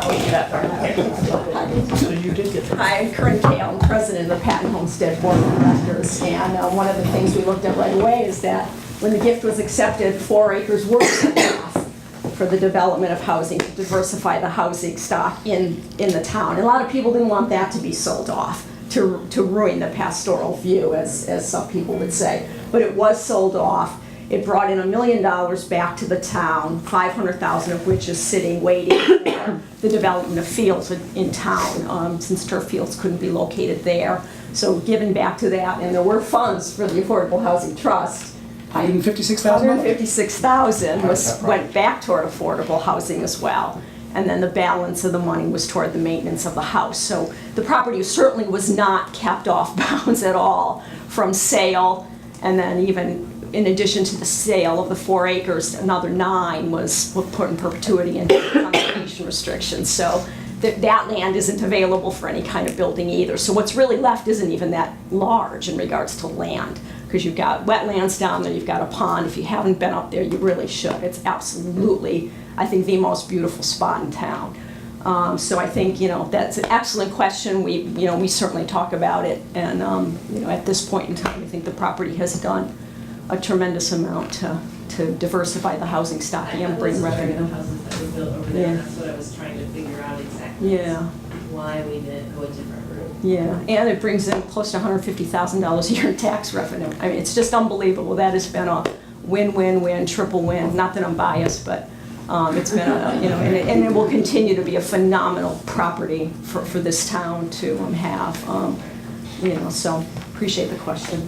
Just to reinforce, sorry, Corinne, I did miss that main point. The Habitat for Humanity, the money that the Affordable Housing Trust put in for Habitat for Humanity 2 units on Asbury would not have happened without the Patton Estate closing. It was direct. It needed $250,000, and at the time the Affordable Housing Trust had $100,000 in the bank, and so it was 1 for 1. It was direct. It came in from the Patton Estate, and it went out, almost immediately out, and was committed to the Habitat project. Any other questions? It's okay. Yeah, I had a couple other questions too, but you go ahead. All right. Thank you. A lot of times I use, when I talk to people about 40B, I use the unfriendly 40B as the reason, one of the major reasons why we should do something. And people come back with Could you tell me when there's been an unfriendly 40B? So how many, any of you have, do you know Fred? Yeah. So, Hold on one second. So the term is a loaded term. The carriageway, or what we euphemistically call the junction, and I still want to get ice cream there, was an unfriendly 40B. The town was not thrilled with it, didn't think it was a great idea, still wanted to get ice cream. The guy that owned the land had the ability to sell it because it was his land. By right, he could sell his land. The person who bought it built what he could build based on 40B law. The houses on Annie's Way and Ricker Circle, there are 7 of them that are deed restricted. The rest are not. It's a 25%. It was not unfriendly at the time. I mean, there was a certain amount of grumpiness about it, but it wasn't unfriendly. But it would have been, it would be what you would describe now as an unfriendly, I guess, if you want to use that as a term. But in reality, how often does a real unfriendly 40B get carried out? Anytime they want, if they have it by right. But does it in fact happen? All the time. yeah, so in Hamilton, Not here. the junction was exactly that.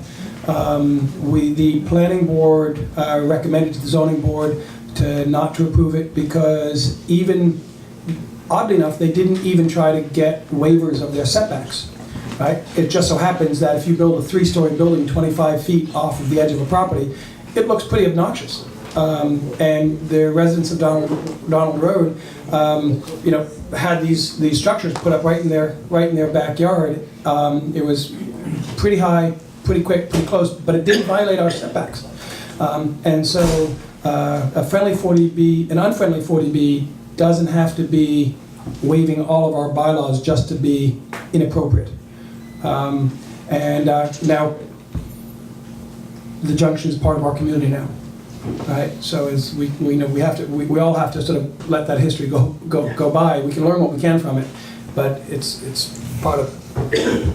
I'm not sure, I think that she came in. Erica, would you be willing to speak a little bit about your experience with an unfriendly 40B? We're fortunate we have someone who is very close to one, not in our community, but somewhere else. Let me see that one. Thank you. I'm Erica Mitchell. I live at 30 Marjorie Street in Hamilton. But before we moved here, we lived in Stoneham for 10 years, and our neighborhood in Stoneham was the victim of an unfriendly 40B project. I think I would describe it as kind of a typical unfriendly 40B, where a developer had a piece of land for a long time, but it was landlocked, he didn't have access to it. A house went on the market, he bought it up, and now he had access to it. And he tried to get all kinds of variances to put in 3 really large houses. And Stoneham is a much more densely populated community than Hamilton. The minimum square footage for a lot, I think, is actually now 12,000.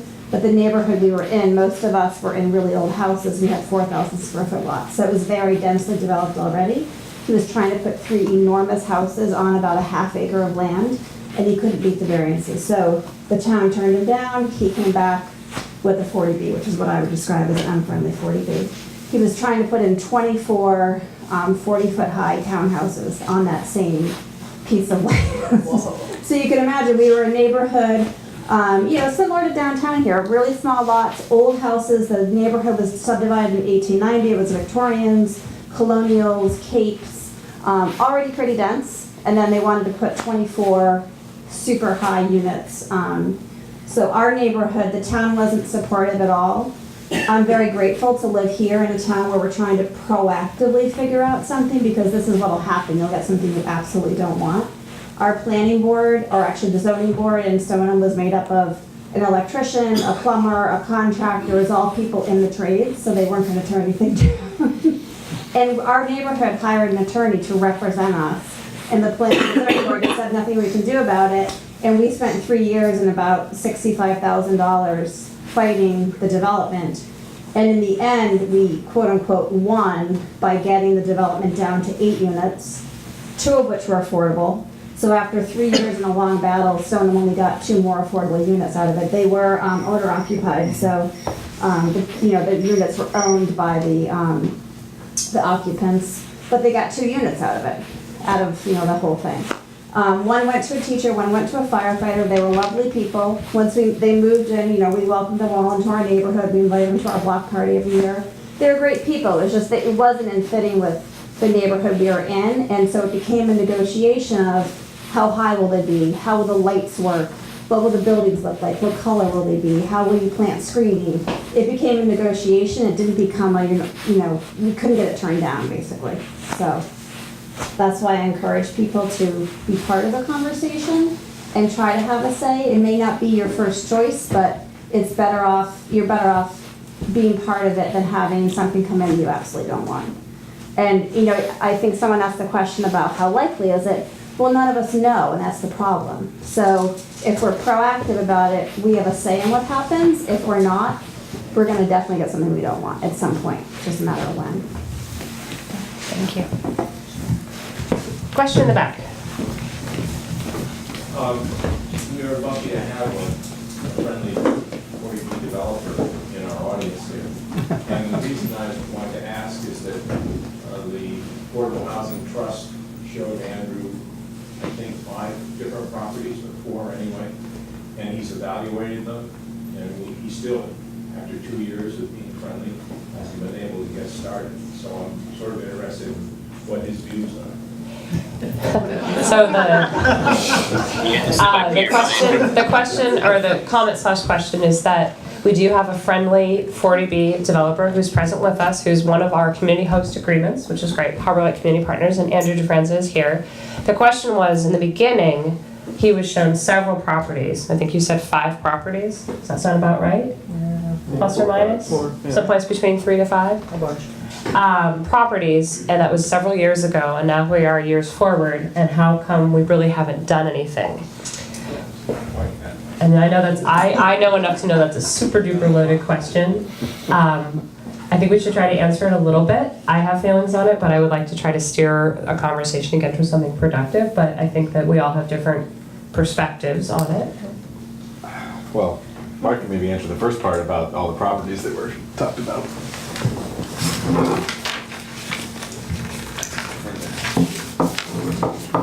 But Mark, I will answer I'll answer the hard part. So on the town's website, go to your government by department. You don't have to search for Affordable Housing Trust is the very first one.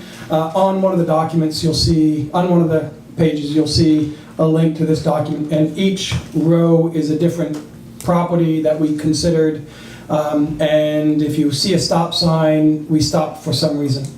And it could have been legal, it could have been zoning, it could have been impractical, it could have, a whole bunch of different reasons why. Andrew looked at some of these, so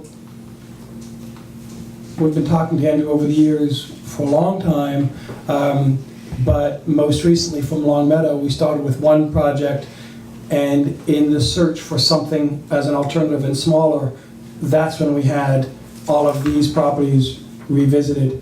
So without going into each of these, there was a process that looked at traffic, looked at septic. The neighbors were very good in some places of pointing out that there were spotted salamanders or natural reasons that we should have or didn't consider in our evaluation. And so anything that we could push forward, we pushed forward. In the end, we pushed 3 properties up to the selectmen for further consideration. At the same time that the selectmen were in discussions to put Herbalife under one of the partnerships to work with them. So I don't think it's fair to go into any one of the properties. They all, some of them are still active, but by and large, there was a process that we put in place to consider each. It was a 6-stage process that we evaluated each of the properties at. And Andrew was massively helpful on almost every single one of them, giving feedback along the way. The other thing that I'll add, sort of from my somewhat limited perspective, is that up until fairly recently, there just hasn't been a lot of public awareness or support. I think that these conversations have been happening at the trust meetings, and I think a very small subset of the community has been aware and has been woke, to use Mark's term, very fashionable. So from my perspective, and I say this as someone who started to get into this conversation recently, I think the community has failed Harbor Light up until about this point in giving them the support they need to move forward. At several of the sites, there's been very negative, hostile, abutter pressure to say, yeah, we support affordable housing, just not right here. And that sort of NIMBYist impulse has slowed this conversation. There's been no rebuttal.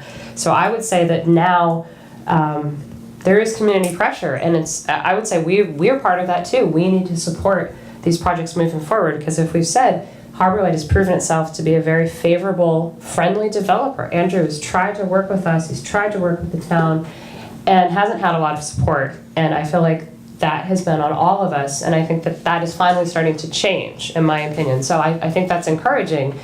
But now real progress does have to be made somewhere in town. We've got to go somewhere. And there have been a lot of sites. I love your chart, Mark. Patrick, we love Patrick's chart. I would really encourage people to understand that this is not a new conversation. There's been a lot of work, and we're now sort of at the point where I think we as the community have to support the developers who are trying to work with us in exhaustive research. Like we're sort of at that point. So I would add that too, is we the community haven't been supportive, and I think that's on us. Rick, do you have a question?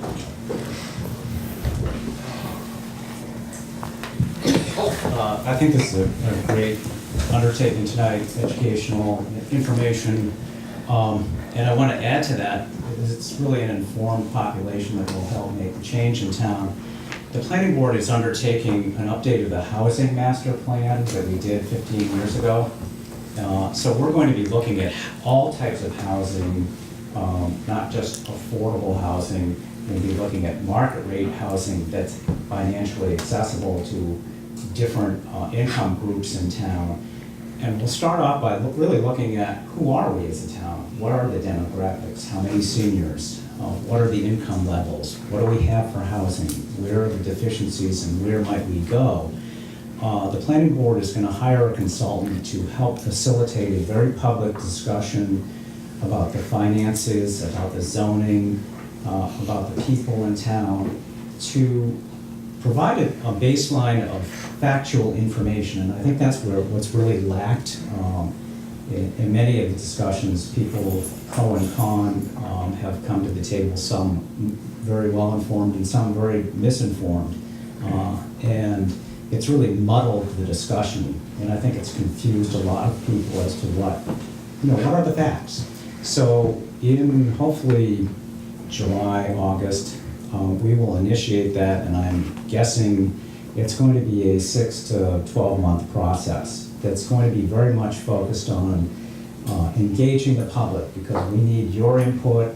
We want to hear pros, cons, because in the end it's going to be the town's housing plan, and it will be the framework from how we move forward in the future for affordable, for market rate, for rental, for something called cottage housing that we talked about, that I think might be a good opportunity. But the town really needs to be involved, and we have a responsibility as elected officials to be engaging people and providing as much information as education as we can. So that's an advertisement. It's coming to our town.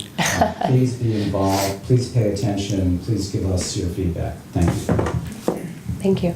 And that would sort of speak to, I think, Jenny's question about entry-level housing, not necessarily affordable, that fits within this criteria, right? You were talking about housing opportunities for people that maybe are not in the affordable AMI brackets, but still have no place that they can buy into this community. So, oh boy, I'm going to go to someone who hasn't spoken yet.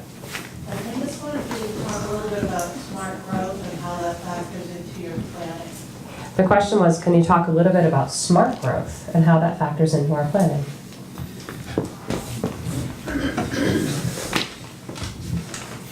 Smart growth is a relative term. Smart growth can be the greatest superlative for project work, or it can be a real millstone around the neck of a project, or an opportunity that, let's say for instance in practical terms, let's say there's no land available in downtown. Smart growth projects, by the nature of how they were set up, they're supposed to be no more than a half a mile from a train station or a transportation facility.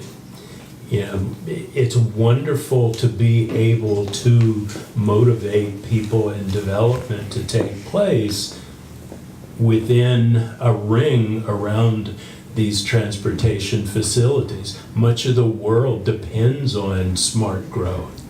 You know, we're a little bit late to that party, unfortunately.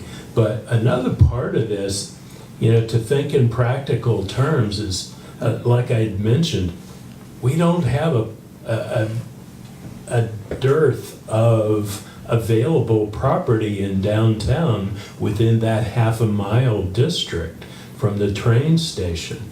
So what do you do then? You start looking at, okay, where are our largest employers? Do they potentially need housing to be close to them? I would argue yes. Let's say we had a hospital here. Would you want housing to take place within walking distance of there? Absolutely. That to me is smart growth. You know, I have to admit, the Long Meadow property, it is an abutter to the largest employer in our entire community, which is the regional high school. You know, by virtue of that is smart growth. So I think it's important to look at opportunity and location when you think in terms of smart growth. You know, we don't always have opportunity within that half a mile district. Another part that I think is practical thinking too, most people in the workforce do have a car. Most kids have a car.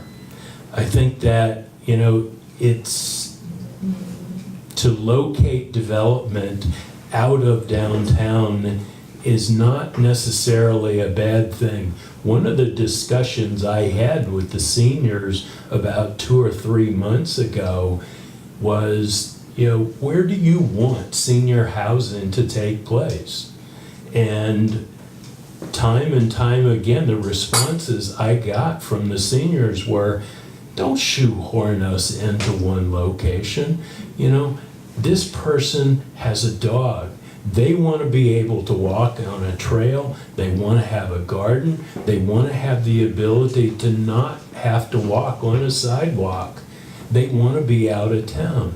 And then the next person says, you know, I do. I want to walk to the train station. I want to walk to Crosby's and CVS.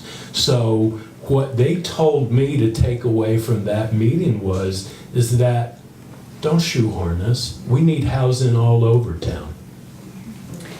Can I ask a related question? And this is a naive person's question, so I admit that freely. One of the main objections I hear to certain sites has to do with traffic and cars. Oh, the cars that will come. It sounds like a Dr. Seuss book, right? Go, dog, go. The cars will be everywhere. It's my understanding that when sites are vetted, traffic is considered, but it's also my understanding that roads can be expanded. Roads could be built. Egress could be added, right? We have the technology to do these things. Could you address straight on that sort of persistent refrain of, oh, the cars it will make, it will be too many cars? Because I actually don't understand why that's such a problem and why it keeps coming up, because I feel like we can make the roads better, can't we? Absolutely. You know, there's never been a facility created that couldn't be traffic mediated. Mm-hmm. You know, we have football stadiums that have the ability to receive their traffic and disperse their traffic. We have a high school that has a fairly hard and heavy demand of traffic coming to and from. A 200-unit apartment or condo project, yes, they have traffic just like a 200-unit neighborhood or subdivision does. what you have to recognize is that people's traffic patterns and daily schedules, sometimes they coincide, sometimes they don't. And I think that we always look at the worst case scenario. Relative to 40B, one of the important things that the ZBA will do is they're going to look at each element of the project, civil engineering, which will include drainage, septic. They will also, have an area that deals with traffic. They'll deal with the design of the project. They'll even deal with the landscape elements of the project. The ZBA can require that there be peer reviewers hired at the expense of that developer to review each of these elements of the project. The same way that we had the bank project hire peer reviewers to look at traffic, to look at engineering, to make sure that the designs work correctly. What happens is that the developer and their engineers will put their design out on the table. Then the town, through the ZBA sponsored peer reviewers, will evaluate that. They'll communicate their review to the ZBA and to the public and say, here's how we recommend this be solved. So, when there are improvements that need to take place, add in a lane, add in a signal, add in turning capacity, all these kinds of things, they're done every day relative to development projects. I would have to imagine that, let's say, 100-unit project would never ever come close to the level of traffic that comes and goes to the shopping center over here. These are not unbearable amounts of traffic to respond to in an everyday occurrence. I live in Newburyport. I drive back and forth every day. I follow buses. I follow someday tractors, which is actually really fun. But I pass schools. I pass shopping areas. Each and every one generate traffic. Parks generate traffic. I think it's important for us to recognize, we're all part of the problem. One of my little dissertations that I've come to understand doing this for the last nearly 40 years is that when many of us were in high school, we were a country that had 200 million people. We now have 330 some million people. In that amount of time, name me 5 roads that are new in that amount of time. We've not kept demand. So what happens? You then are in a position of seeking alternate times to do your traffic. I hear people leaving my neighborhood to go to Boston, Quincy, South Shore, etc. They leave at 5 a.m. There's that raft of traffic. They're responding to the big bubble of traffic on 128, 93, etc. The same way that many of you probably do on your everyday traffic journey to work. They're not insurmountable things that are generated by reasonably sized projects. They're easy to work with. That's why we have technology. That's why we require engineers, architects, and designers be hired to help us evaluate how these projects look and work. I would add that they're not, however, always without their impacts. So so what's unique about some of our properties is that you have very narrow, tortured ways of getting onto the main streets. So our intersections are not the beautiful cone-shaped, 80-foot tapering to 60 feet, tapering to 25 feet. They might be a hard 40-foot width, or 25-foot travel way in a 40-foot easement. So there are impacts. They are evaluatable. And they're also measurable. You can understand whether it's a large impact, small impact. The police department always has an input into all the traffic studies about sight lines and so on. The classic is Route 1A, Bay Road, right across from the pier, is 25 feet wide. The easement that for the travel easement was about 25 feet wide, so like Bay Road going to Bay Road, except that there was an 8-foot diameter tree, I don't know, oak, so, some type of tree immediately to the south of that intersection, impeding on the view, and it had a disproportionate impact on the traffic study and the discussion, maybe more the discussion about sight lines, because you had this big honking tree right there. Whatever happened came and went. Surprise, 3 years ago, suddenly that tree was cut down. It's like, what? It was like, it was the barrier. So it was real. Sight lines are real. Traffic safety has to be evaluated. Just because you can ameliorate traffic doesn't mean you necessarily should, but it's something that each project has to evaluate. So I don't want to say it's automatically solvable by technology. You just have to respect. But it's always part of the process. Okay. More questions? The man in green. Good evening. I'm Scott Matter, and I'm one of the selectmen on that, speaking on behalf of the board. However, I want to thank you all who've come out. This is the first time I've ever seen one organization come out to support affordable housing in our town. Thank you for being here. If you've come this far, I'm going to ask you to come a lot farther. Mark chronicled a whole lot of things that have happened in time, yet we are where we're at. Fred brought up an analogy of, well, it's easier to build a library than it is to do an affordable housing project. I was the chairperson of the joint library for 10 years. So from the time we started planning to the time it opened, we met Saturday mornings at 7:30. To affect change in a community takes a lot of commitment. I suggest two things. There was a public shout out for the planning board activity. Go to the planning board meetings. If affordable housing isn't on their agenda, ask it to be on the agenda. If it's not on the agenda, ask it to be on the agenda. If it's not on the agenda, ask it to be on the agenda. It's the way to put pressure on current infrastructure that we have. The other organization I suggest is the Council on Aging.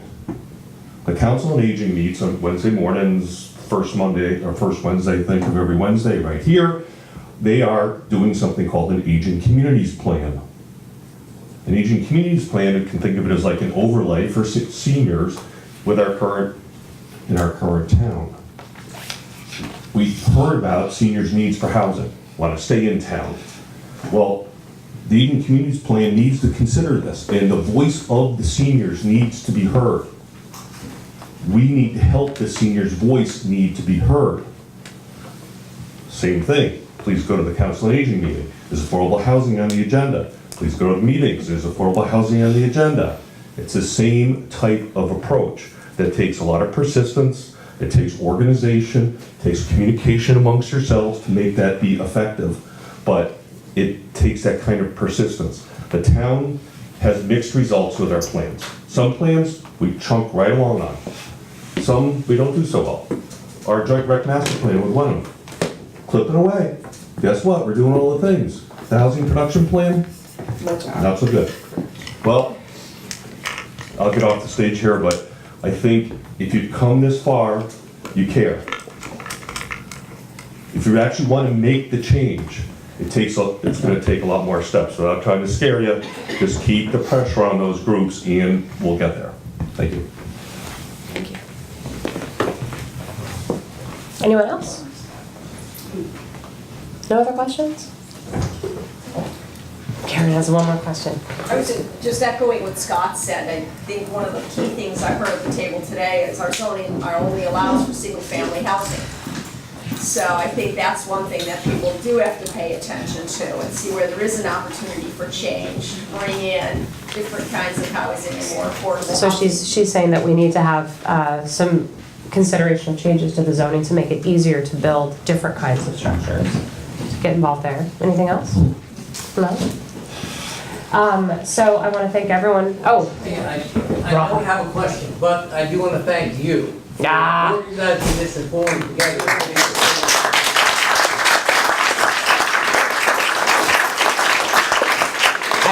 I appreciate that. Thank you, Ron. But I do feel like this is very much a team effort. And when I say team, and I'll sort of end with this, I want to thank everyone for coming here and encourage everyone who has an interest in this topic to keep talking about it. We are the Hamilton Affordable Housing Advocates. We are affirmatively in support of affordable housing some way or another. We don't claim to have all the solutions, but I do think having these conversations in a polite, friendly, neighborly way, talking about facts. I think a lot of people talk about that. Let's use real information. Let's not use scare tactics. Let's not fear people into things. Let's not shame them into anything. Let's come together as a community, and that's really what we're all about. So I hope that we'll continue to share good information. If you have further questions, I'm happy to receive them, and we can try to get information out there. I am a huge fan of transparency, which is a word that I know the people on the boards here really believe in as well. But this is now an open conversation where we have to work together. So keep putting yourself on the agenda. I love that. And keep having the conversation and get friends and neighbors involved. And if you're interested in being supportive, consider joining our group. But I want to thank everyone for coming here, and especially to our panelists and members of the community. So thank you very much.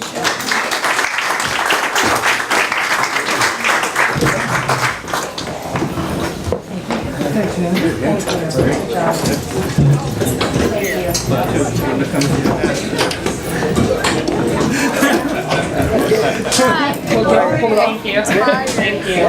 Thank you.